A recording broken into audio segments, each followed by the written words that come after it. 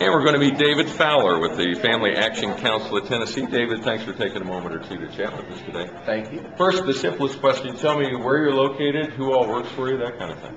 Well, right now we're based in Chattanooga, in the process of moving to Nashville, the capital city, but Chattanooga's been my home, and until we get our office situated and can sell our house, we're there for now, but we're regularly in Nashville. But we're moving around the state and hope in time to have offices in most all of our major cities. How many people work with you? Right now, it's 2.5 people. We have a full-time operations person who works for us, and then we have a lobbyist who works for us during the legislative session. Tell me about the key issues for Tennessee. What do you focus on? Well, our focus is on the family, which makes the association with focus appropriate. Our mission statement, in fact, says that our purpose is to promote and defend a culture that values the traditional family for the sake of the common good. And at the core of who we are is the belief that the traditional family, a mom and a dad who are married, raising their children, is good for society. It's good for everyone.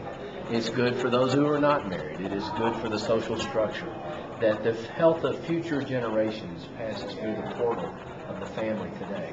So to the extent we have a culture that values those families and what they do and what they add to the common good is a good and healthy society, and that's what we want to promote. Tell me about some of the ways you work to influence legislation and other outcomes in the state. What do you do?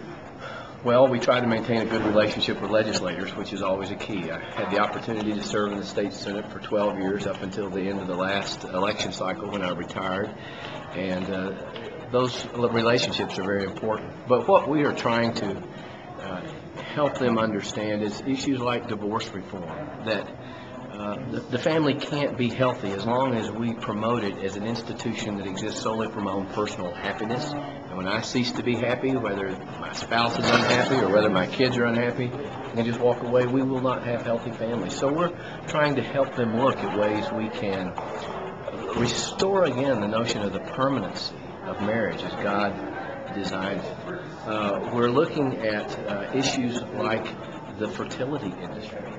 Our concern is that we are beginning to see our humanity in children as commercial products to be bought and sold, that we are seeing our reproductive abilities become consumer services, the egg harvesting industry, where women are being paid to deliver eggs for purposes they know not.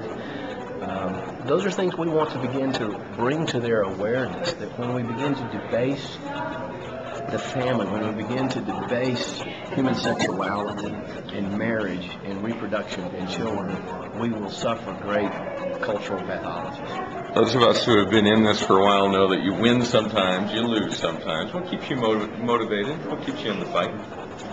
Well, what keeps me motivated in the fight is the knowledge that God is sovereign, that He has called me to the task, and my job is to be faithful and leave the results to Him. And we have a staff that believes the truth of the Word of God, that sets forward those principles by which we can operate in the healthiest way, and you leave the results up to God.